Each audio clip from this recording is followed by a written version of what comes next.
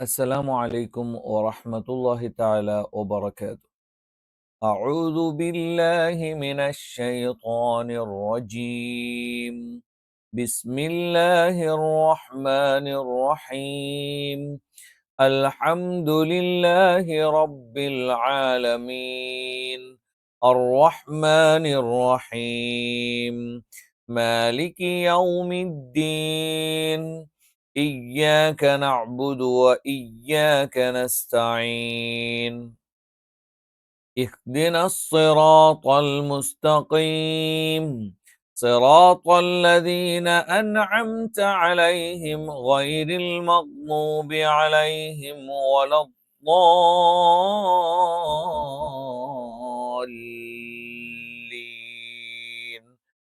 آمين. ഇന്ന് സൂറത്തുൽ ഗാഷിയയുടെ അവസാന ഭാഗമാണ്. വലിയ സൂറത്തായതുകൊണ്ട് കൂടുതൽ സമയം ദൈർഘിപ്പിക്കുമ്പോൾ കേൾക്കുന്ന ആളുകൾക്ക് ബുദ്ധിമുട്ടുണ്ടാവും എന്നതുകൊണ്ട് തന്നെ നമ്മൾ 4 ഭാഗമായിട്ടാണ് ചെയ്തിരുന്നത്. അതിൻ്റെ അവസാനത്തെ ഭാഗമാണ്. നമുക്ക് സൂറത്ത് ഒന്ന് പെട്ടെന്ന് ഓതിയിട്ട് എന്ത് ചെയ്യാം, അവസാനമുള്ള ആയത്തുകൾ കൂടി ഒന്ന് പരിശോധിക്കാം. ബിസ്മില്ലാഹിർ റഹ്മാനിർ റഹീം. ഹൽ അതാക ഹദീസുൽ ഗാഷിയ وجوه يومئذ خاشعة عاملة ناصبة تصلى نارا حامية تسقى من عين آنية ليس لهم طعام إلا من ضريع لا يسمن ولا يغني من جوع وجوه يومئذ ناعمة لسعيها راضية في جنة عالية لا تسمع فيها لاغية فيها عين جارية فيها سرر مرفوعة وأكواب موضوعة ونمارق مصفوفة وزرابي مبثوثة أفلا ينظرون إلى الإبل كيف خلقت وإلى السماء كيف رفعت وإلى الجبال كيف نصبت وإلى الأرض كيف سطحت فذكر إنما أنت مذكر لست عليهم بمسيطر إلا من تولى وكفر فيعذبه الله العذاب الأكبر إن إلينا إيابهم ثم إن علينا حسابهم. അപ്പോൾ ഇൻഷാ അല്ലാഹ് ബാക്കിയുള്ള ആയത്തുകൾ കൂടി 7 ആയത്തുകൾ കൂടിയാണ് ബാക്കിയുള്ളത്. ആ ആയത്തുകൾ കൂടി നമുക്ക് എന്ത് ചെയ്യാം, ഇന്ന് പഠിച്ചിട്ട് ഈ സൂറത്ത് അവസാനിപ്പിക്കാം. وإلى الأرض كيف سطحت سطحت وإلى الأرض كيف سطحت وإلى الأرض ല എന്ന് പറയുമ്പോൾ നാവിൻ്റെ സൈഡ് അല്ലെങ്കിൽ നാവിൻ്റെ വലതുഭാഗം അല്ലെങ്കിൽ ഇടതുഭാഗം, ആ ഭാഗത്തുള്ള അണപ്പല്ലിൽ ചേർത്ത് വെച്ചുകൊണ്ടാണ് നമ്മൾ ഉച്ചരിക്കാറുള്ളത്. വ ഇലൽ അർളി അർളി. ഇതിന് പകരം പല ആളുകളും ലാ എന്നുള്ള ഉച്ചാരണം ഉച്ചരിക്കാറുണ്ട്. ലാ എന്ന് പറഞ്ഞാൽ എവിടെയാണ്? നാവിൻ്റെ തല അല്ലെങ്കിൽ നാവിൻ്റെ തല ഒന്ന് പരത്തി വെച്ചിട്ട് നമ്മൾ എന്ത് ചെയ്യും, മേലെ മുൻപല്ലിന്റെ താഴ്ഭാഗത്ത് വെക്കും. അള്ളാ അള്ളാ. അപ്പൊ ആ അള്ളാ എന്നുള്ളത് എന്ത് ചെയ്യും, അവിടുന്ന് ഉച്ചരിച്ചിട്ട് അള്ളാ എന്നുള്ളത് അവിടെയും ഈ പറയുന്ന നാവിന്റെ സൈഡും എല്ലാം കൂടി ചേർത്തിട്ട് ഉച്ചരിക്കാറുണ്ട്. അത് തെറ്റാണ്. അള്ളാ അള്ളാ അള്ളാ അള്ളാ എന്ന് പറയുമ്പോൾ ഒന്നുകിൽ വലതുഭാഗം അല്ലെങ്കിൽ ഇടതുഭാഗം. ഏറ്റവും നല്ലത് വലതുഭാഗമാണ്. അപ്പൊ ആ വലതുഭാഗം, ആ ഭാഗത്തുള്ള അണപ്പല്ലിൽ എന്ന് പറയുമ്പോൾ അണപ്പല്ലിന്റെ തുടക്കമാണ്. അണപ്പല്ലിന്റെ തുടക്കം എന്ന് പറയുമ്പോൾ അണപ്പല്ലിന്റെ മുരട്. അപ്പൊ അണപ്പല്ലിലും ചിലപ്പോൾ നിയമം മോണയിലേക്ക് കൂടി അല്ലാ അല്ലാ അല്ലാ അല്ലാ. വഇലൽ അർളി കൈഫ സുതിഹത് വഇലൽ അർളി കൈഫ സുതിഹത്. അപ്പൊ അല്ലാ എന്നുള്ള ഉച്ചാരണം കറക്റ്റ് ആയിരിക്കണം. ഇനി സുതിഹത്, സ എന്ന് പറയുമ്പം ഒന്ന് എന്താണ്, നാവ് പരന്നുച്ചരിക്കുന്നതാണ്. ത്വ ത്വ ത്വ ത്വ ത്വ എന്ന് പറയുമ്പം ത, ദ, ത. ഈ പറയുന്ന 3 അക്ഷരങ്ങളും നമ്മൾ പൊതുവെ എന്താണ് ഒരു ഉച്ചാരണ സ്ഥാനത്ത് നിന്ന് പുറപ്പെടുന്നു എന്നാണ് പറയാറുള്ളത്. ഒരു ഉച്ചാരണ സ്ഥാനത്ത് നിന്ന് പുറപ്പെടുന്നു എന്ന് പറയുമ്പോഴും അതിന് ചില വ്യത്യസ്തതകളുണ്ട്. ഇപ്പൊ ത, ത എന്ന് നമ്മൾ ഉച്ചരിക്കുമ്പോൾ ത, ത, ത എന്ന് ഉച്ചരിക്കുമ്പോൾ എന്ത് ചെയ്യും?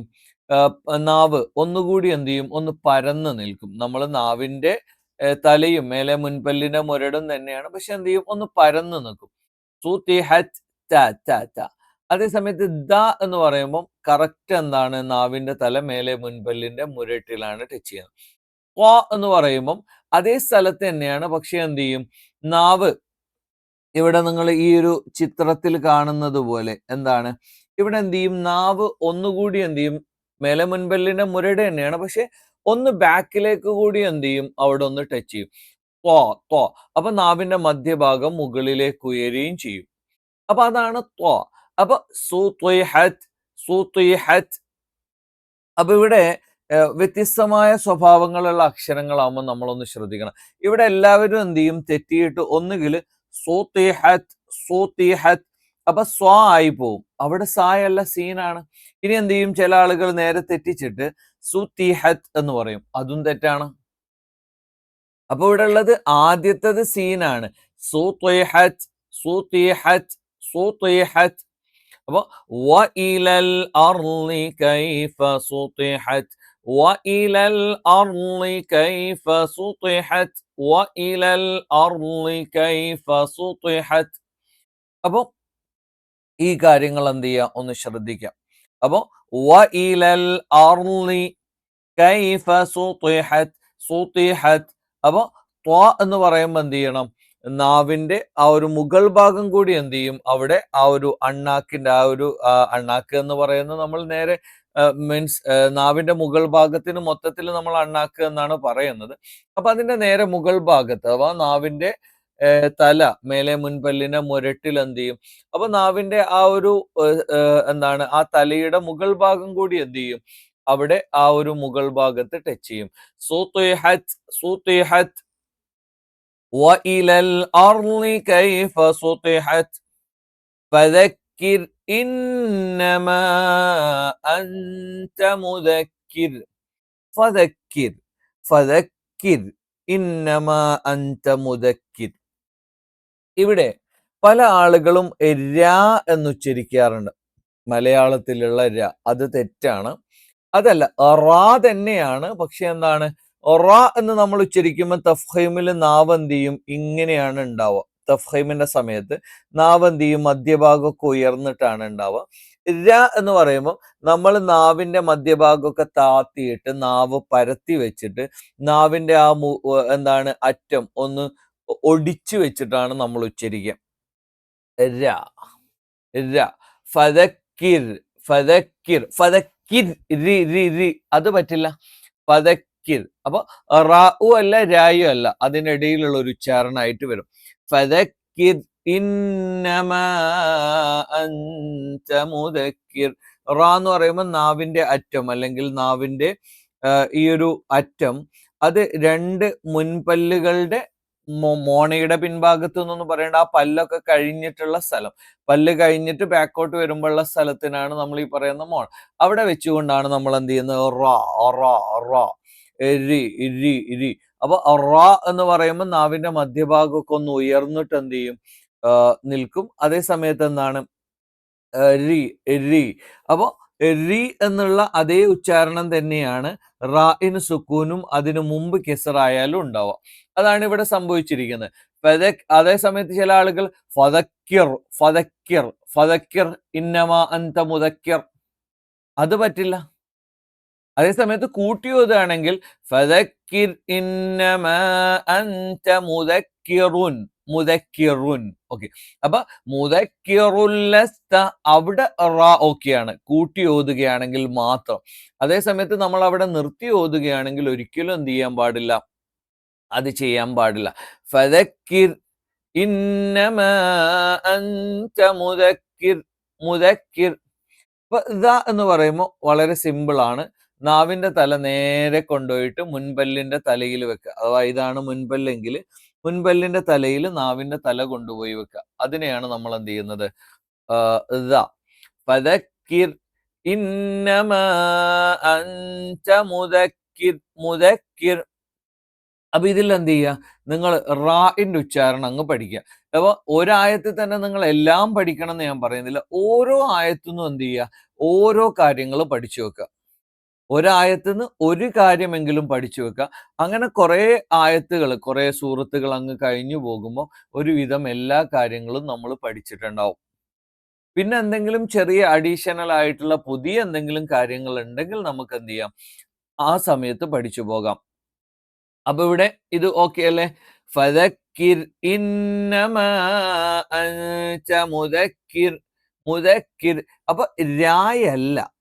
അപ്പൊ റാ എന്നുള്ളതിന്റെ മറ്റൊരു, അല്ലെങ്കിൽ അതിന്റെ എന്താണ്, ഉച്ചാരണത്തിലുള്ള ഒരു വ്യത്യസ്തമായ രൂപമാണ് അതിന്റെ തർക്കീക്ക് എന്ന് പറയുന്നത്. ഓക്കെ, അടുത്ത ആയത്ത് നോക്കാം. ലസ്ത അലൈഹിം. ലസ്ത അലൈഹിം ബിമുസൈത്തിർ. ലസ്ത അലൈഹിം ബിമുസൈത്തിർ. ഓക്കെ, അപ്പൊ ഇവിടെ ലസ്ത. ലസ്ത. സ എന്നാണ് നാവിന്റെ കൂർത്താറ്റം. രണ്ട് വരി മുൻപല്ലുകൾക്കിടയിൽ. ഇടയിൽ എന്ന് പറഞ്ഞാൽ അതിന്റെ തൊട്ടു പിൻഭാഗത്ത് വെക്കുന്നതാണ്. ലസ്ത അലൈഹിം. അലൈഹിം ബിമുസൈത്തിർ. ഇവിടെ എല്ലാവരും തെറ്റിച്ചിട്ട് അലൈഹിം എന്ന് പറയും. അത് തെറ്റാണ്. കാരണം അങ്ങനെ ഒരു സംഗതി അറബിയിലില്ല. അറബിയിലുള്ളത് എന്താണ്? അലൈഹിം. അഥവാ ഈ ആ എന്നുള്ളത് ശരിയായ ഒരു ഉച്ചാരണമൊന്നും അല്ല കേട്ടോ. അലൈഹിം. അലൈഹിം എന്നാണ് പറയേണ്ടത്. അപ്പൊ അലൈഹിം എന്നുള്ളത് തെറ്റാണ്. അലൈഹിം. ലസ്ത അലൈഹിം ബിമുസൈത്തിർ. ലസ്ത അലൈഹിം ബിമുസൈത്തിർ. മുസൈത്തിർ. മുസൈത്തിർ എന്നുള്ളത് മുസൈത്തിർ സ്വ എന്ന് നിങ്ങൾക്ക് ഓതാം. ഇനി വേണമെങ്കിൽ ഇതിനെ സീനാക്കിയിട്ട് മറിക്കുന്നത്. അതുകൊണ്ടാണ് അവിടെ സീൻ ഇട്ട് കൊടുത്തത്. ഏത് ഓതിയാലും തെറ്റൊന്നുമില്ല. അപ്പൊ എന്ത് ചെയ്യുക? നിങ്ങൾ എന്ത് ചെയ്യുക? സ്വ എന്നുള്ള ഉച്ചാരണം കൂടി ഇവിടെ ഒന്ന് പഠിച്ചു വെക്കണം. അപ്പൊ സായും സ്വായും തമ്മിലുള്ള വ്യത്യാസം എന്താന്ന് ചോദിച്ചാല് സ, സ, സ്വ, സ്വ, സ്വ. അപ്പൊ സ നമ്മൾ ഉച്ചരിക്കുന്ന സമയത്ത് നാവ് പരന്നാണ് നിൽക്കുക. സ്വ ഉച്ചരിക്കുന്ന സമയത്ത് നാവ് എന്ത് ചെയ്യും? വളഞ്ഞു കുത്തിയിട്ടായിരിക്കും നിൽക്കുക. ലസ്ത അലൈഹിം ബിമുസൈത്തിർ. മുസൈത്തിർ. മുസൈത്തിർ. ഇവിടെയും നമ്മൾ നേരത്തെ പറഞ്ഞ റാണ്ട്.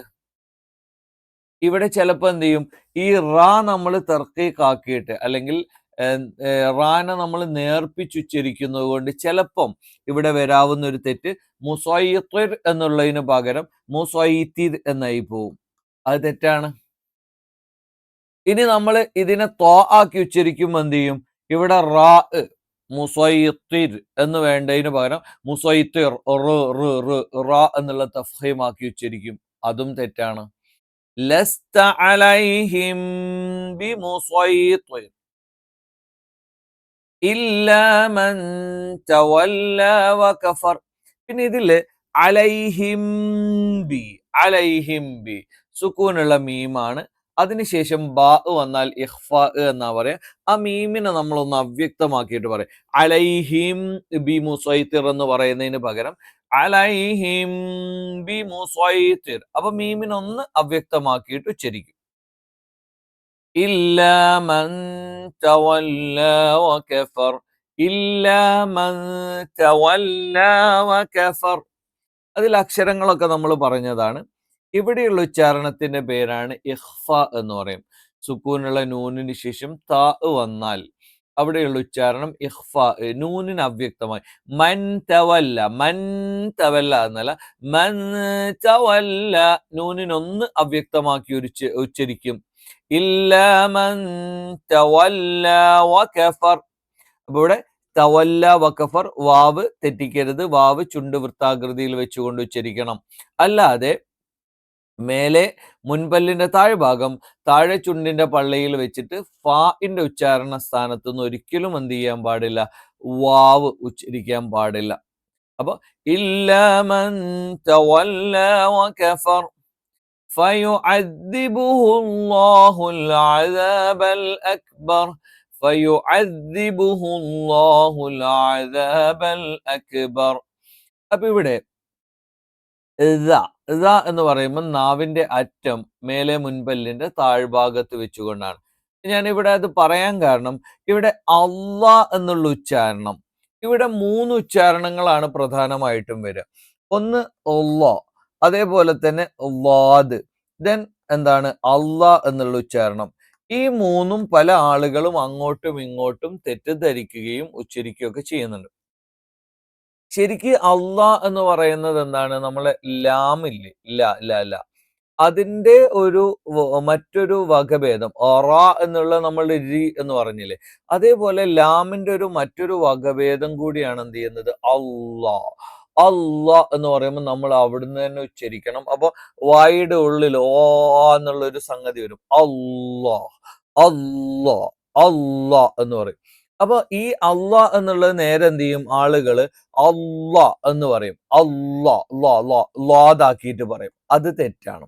ഇനി അള്ളാ അള്ളാ എന്ന് പറഞ്ഞിട്ട് ചില ആളുകൾ എന്ത് ചെയ്യും നമ്മളെ ലാ ഇല്ലേ ളുൽമ് എന്നൊക്കെ പറയുന്ന അള്ളാ ഈ ലാ ആക്കിയിട്ട് അള്ളാ എന്ന് പറയും. അതും തെറ്റാണ്. അപ്പൊ ലാമിന്റെ ഉച്ചാരണ സ്ഥാനം ഉണ്ടല്ലോ അതിനടുത്ത് തന്നെ എന്ത് ചെയ്യണം നമ്മൾ ഉച്ചരിക്കണം അല്ലാഹ് അല്ലാഹ് അല്ലാഹ് അല്ലാഹ് അല്ലാഹ്. അപ്പൊ ഫയുഅദ്ദിബുഹുല്ലാഹു ഫയുഅദ്ദിബുഹുല്ലാഹുൽ അദാബൽ അക്ബർ ഫയുഅദ്ദിബുഹുല്ലാഹു അല്ലാഹു ഫയുഅദ്ദിബുഹുല്ലാഹുൽ അദാബൽ അക്ബർ. അല്ലാഹ്. അപ്പൊ അല്ലാഹ് എന്നുള്ള ഉച്ചാരണം എന്ത് ചെയ്യണം കൃത്യമായി ശരിയാവണം. ഫയുഅദ്ദിബുഹുല്ലാഹുൽ അദാബൽ അക്ബർ. ഇവിടെയൊക്കെ വരുന്ന പ്രശ്നം എന്താന്ന് ചോദിച്ചാൽ ഇതിന് തത്തുല്യമായ ഉച്ചാരണങ്ങൾ അറബിയിലില്ല. എന്താണ് പ്രശ്നം? ഇതിന് തത്തുല്യമായ ഉച്ചാരണങ്ങൾ അറബിയിൽ ഇല്ലാത്തത് മലയാളത്തിൽ ഇല്ലാത്തത് കൊണ്ടാണ് നമ്മൾ എന്ത് ചെയ്യുന്നത് അറബിയിൽ ഇത്തരം ഉച്ചാരണങ്ങൾ വരുമ്പോൾ നമ്മൾ ആകെ എന്ത് ചെയ്യുന്നത് സംശയത്തിലായി പോകുന്നത്. ഫയുഅദ്ദിബുഹുല്ലാഹുൽ അദാബൽ അക്ബർ. ഇന്ന ഇലൈന ഇയാബഹും. ഇവിടെയും ലൈന എന്നായി പോയി ഇലൈന എന്നായി പോകാൻ പാടില്ല. ഇന്ന ഇലൈന ഇയാബഹും. ആ ആഹ ഈ രണ്ടക്ഷരങ്ങളൊക്കെ തൊണ്ടയുടെ ഏറ്റവും താഴ്ഭാഗത്തു നിന്ന് വരണം. ഇന്ന ഇലൈന ഇലൈന ഇയാബഹും. ഇല്ല എന്ന് പറയുന്നത് നാവിന്റെ അറ്റം അത് അതിന്റെ മുൻപല്ലിന്റെ മോണയിൽ എന്ന് പറയും. അഥവാ പല്ലൊക്കെ കഴിഞ്ഞിട്ടുള്ള ആ ഭാഗത്തിനാണ് പറയാം. അപ്പൊ ഇലൈന ഇലൈന ഇന്ന ഇലൈന ഇയാബഹും. ഇല്ല ആ ഒരു സ്ഥലത്ത് തന്നെയാണ് നമ്മൾ അള്ളാ എന്ന് ഉച്ചരിക്കുന്നത്. അപ്പം എന്ന് ഉച്ചരിക്കുമ്പോൾ ഇങ്ങനെ നിൽക്കുന്ന നാവ് അള്ളാ എന്ന് ഉച്ചരിക്കുന്ന സമയത്ത് എന്ത് ചെയ്യും ഒന്നാകെ അതിന്റെ മധ്യഭാഗമൊക്കെ ഉയർന്നിട്ട് എന്ത് ചെയ്യും ഒരു വായുടെ ഉള്ളിൽ മൊത്തത്തിൽ എന്ത് ചെയ്യും ഒരു വായു ഒക്കെ ക്രിയേറ്റ് ചെയ്തിട്ട് മീൻസ് ശ്വാസമൊക്കെ അല്ലെങ്കിൽ കാറ്റൊക്കെ ക്രിയേറ്റ് ചെയ്തിട്ടായിരിക്കും എന്ത് അല്ലാഹ് അല്ലാഹ് അല്ലാഹ്. ഇന്ന ഇലൈന ഇയാബഹും. പിന്നെ നാക്ക് ശബ്ദം വന്നാൽ മണിച്ചുച്ചരിക്കണം. ഇന്ന എന്ന് പറഞ്ഞാൽ പോലെ ഇന്ന ഇലൈന ഇയാബഹും. ഇലൈന എന്ന് പറഞ്ഞാൽ ഇവിടെ ഒരു പദത്തിന്റെ അവസാനത്തിൽ മദ്ദക്ഷരം വന്നു, അടുത്ത പദത്തിന്റെ ആദ്യത്തിൽ ഹംസ് വന്നിട്ടുണ്ട്. അപ്പൊ അതിന് നമ്മൾ മദ് മുംഫസിൽ എന്ന് പറയും. നീട്ടൽ നിർബന്ധമൊന്നുമില്ല, പക്ഷെ എന്താണ് നീട്ടുന്നതാണ് നല്ലത്. ഇന്ന ഇലൈന ഇയാബഹും. ഇനി ചിലപ്പം ഹറമിലെ ഇമാമുകളൊക്കെ എന്ത് ചെയ്യും ഇന്ന ഇലൈന ഇയാബഹും എന്ന് പറയും സാധാ നീട്ടൽ നീട്ടിയിട്ട്. അത് തെറ്റൊന്നുമല്ല. കാരണം എന്താണ് അങ്ങനെ മീൻസ് നിർബന്ധം ഇല്ല എന്ന് പല ഇമാമുകൾക്കിടയിലും അഭിപ്രായ വ്യത്യാസം ഉള്ളത് കൊണ്ടാണ്. അപ്പൊ അതൊരു ആക്ഷേപമായിട്ട് കാണേണ്ട. നമ്മൾ ഓതുന്ന സമയത്ത് എന്ത് ചെയ്യുക നമ്മൾ അത് കൃത്യമായി ഉച്ചരിച്ചുകൊണ്ട് ഓതുക. ثم إن علينا حسابهم ثم إن علينا ثم മ. അതേപോലെ തന്നെ ഇന്ന രണ്ടും നമ്മൾ മണിച്ചുച്ചരിക്കണം. അല്ലാതെ സുമ്മ ഇന്ന അലൈന എന്ന് പറയാൻ പറ്റില്ല. സുമ്മ ഇന്ന അലൈന. അപ്പൊ ഇവിടെയും അലൈന എന്നുള്ളത് തെറ്റാണ്. അപ്പൊ സുമ്മ ഇന്ന അലൈന അലൈന ഹിസാബഹും. ഹ എന്ന് പറയുമ്പോൾ ഹ അല്ല ഹായുമല്ല, അതിന്റെ ഇടയിലുള്ള ഒരു ഉച്ചാരണമാണ് ഹ. സുമ്മ ഇന്ന അലൈന. അലൈന ആയി പോകാൻ പാടില്ല, ഗലൈന ആയി പോകാനും പാടില്ല. അതിനിടയിലുള്ള ഒരു ഉച്ചാരണമാണ് അ. സുമ്മ ഇന്ന അലൈന ഹിസാബഹും. അപ്പൊ സുമ്മ ഇന്ന അലൈന ഹിസാബഹും. സ എന്ന് പറയുമ്പോൾ നാവിന്റെ കൂർത്താറ്റം 2 വരി മുൻപല്ലുകൾക്ക് തൊട്ട് പിന്നിൽ വെച്ചുകൊണ്ടാണ് നമ്മൾ എന്ത് ചെയ്യുക, ഉച്ചരിക്കുക. അപ്പൊ ഇതോടുകൂടി എന്ത് ചെയ്യാണ്, നമ്മളുടെ ഹൽ അതാക്ക ഹദീസുൽ ഗാഷിയ എന്ന് പറയുന്ന സൂറത്തുൽ ഗാഷിയ ഇവിടെ അവസാനിക്കുകയാണ്. സുമ്മ ഇന്ന അലൈന ഹിസാബഹും. പിന്നെ അല്ലാഹുമ്മ യസ്സിർ ഹിസാബന ഹിസാബൻ യസീറ എന്ന് നമ്മൾ ഹിസാബിനെ കുറിച്ചല്ലേ പറയുന്നത്, നാളെ മഹ്ശറയിലെത്തുന്നത്.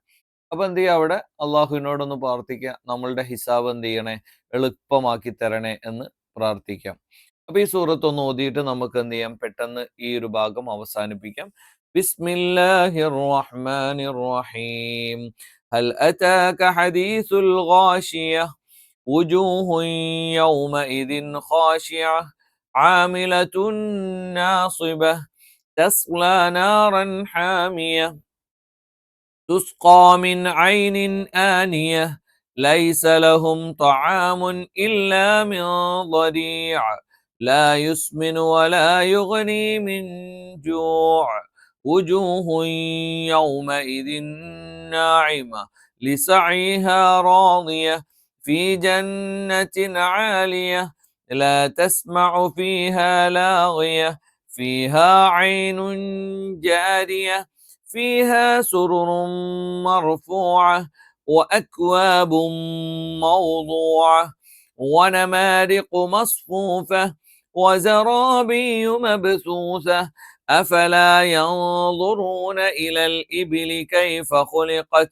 وإلى السماء كيف رفعت وإلى الجبال كيف نصبت وإلى الأرض كيف سطحت فذكر إنما أنت مذكر لست عليهم بمسيطر إلا من تولى وكفر فيعذبه الله العذاب الأكبر إن إلينا إيابهم ثم إن علينا حسابهم اللهم يسر حسابنا حسابا يسيرا ഇൻഷാ അല്ലാഹ് അടുത്ത ക്ലാസ്സിൽ മറ്റു സൂറത്തുകളുമായിട്ട് കാണാം ഇൻഷാ അല്ലാഹ്. അപ്പോൾ ഖുർആൻ കൃത്യമായ രീതിയിൽ എന്ത് ചെയ്യുക, ഓതി പഠിക്കുക. ആവർത്തിച്ച് ഓതി ശരിയാക്കേണ്ട അക്ഷരങ്ങളും ഉച്ചാരണങ്ങളൊക്കെ ഉണ്ടെങ്കിൽ എന്ത് ചെയ്യുക, ശരിയാക്കുക. അപ്പോൾ കൃത്യമായ രീതിയിൽ ഖുർആൻ പാരായണം ചെയ്യാൻ അള്ളാഹു നമുക്ക് തൗഫീക്ക് നൽകട്ടെ. അപ്പോൾ AML ഖുർആൻ എന്ന് പറയുന്ന യൂട്യൂബ് ചാനൽ നിങ്ങൾ സബ്സ്ക്രൈബ് ചെയ്തിട്ടില്ല എങ്കിൽ സബ്സ്ക്രൈബ് ചെയ്യുക. പരമാവധി ആളുകളിലേക്ക് എന്ത് ചെയ്യുക, ഷെയർ ചെയ്യുക. ആവശ്യക്കാരായ ആളുകളിലേക്ക് ഷെയർ ചെയ്യുക. അസ്സലാമു അലൈക്കും വറഹ്മത്തുള്ളാഹി തആല വബറകാതുഹു.